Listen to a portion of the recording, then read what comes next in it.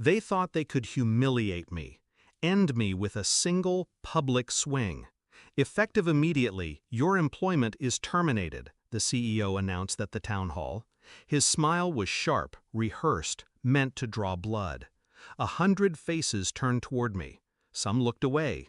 A few smirked. Most stayed frozen, grateful it wasn't them. I didn't flinch. I just reached for my phone. One form, one submission. Status change, inactive. My compliance certification, my license, revoked their ability to operate. A red flag rippled across the system. Contracts froze. Work stopped. $100,000 bled every hour. By the time security walked me out, I knew the countdown had started. Flashback, the first meeting. I once believed in him, the CEO. He'd shaken my hand on my first day, his grip firm, his eyes lit with that evangelical promise founders have. "You're the shield," he'd said. "Our integrity rests on you." I built everything. The controls, the safeguards, the invisible architecture that let investors sleep at night. I gave them my nights, my weekends, my faith. And in return, he cut me loose in front of the whole company. No warning, no severance, no respect. Just the phrase, "at will." But betrayal is a funny thing. It hurts less when you realize you were the only adult in the room all along. The discovery. I should have seen it sooner. The shortcuts, the signatures forged in haste, the endless push to close deals first, clean up later. Then I found the emails. Internal threads where they mocked my compliance notes. "Paper tiger," they called me. "She'll bark, but we can override." That was the moment something inside me went cold. They thought rules were decoration, that I was a wall they could paint over. But walls can hold weight, or collapse. And when they collapse, they bury the people beneath them. The shift. I didn't beg. I didn't rage. I observed. The company ran on my credentials. I knew it. Their lawyers knew it. Without a certified officer, every contract was void. Every government deal frozen. Every line of revenue strangled.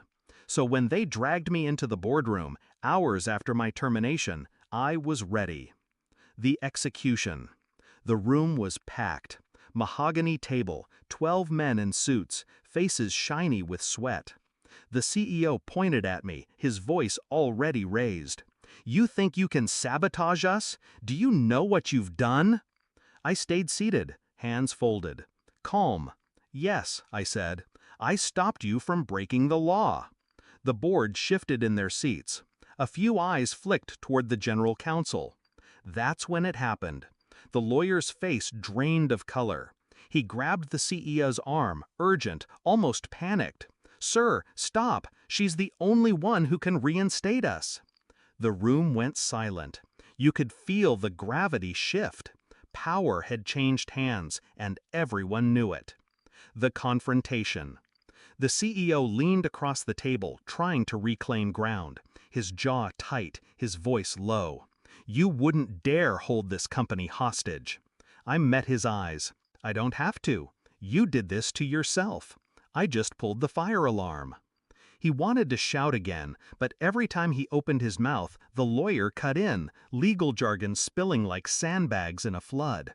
Exposure, liability, SEC, indictment, words that carried real teeth.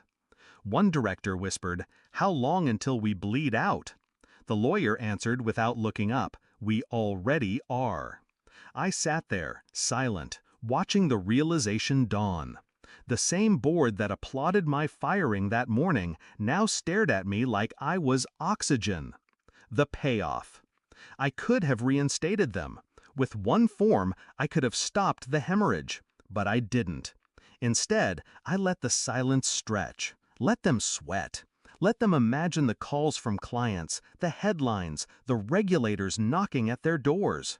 Finally, I stood. "You fired me at will," I said, smoothing the papers in front of me.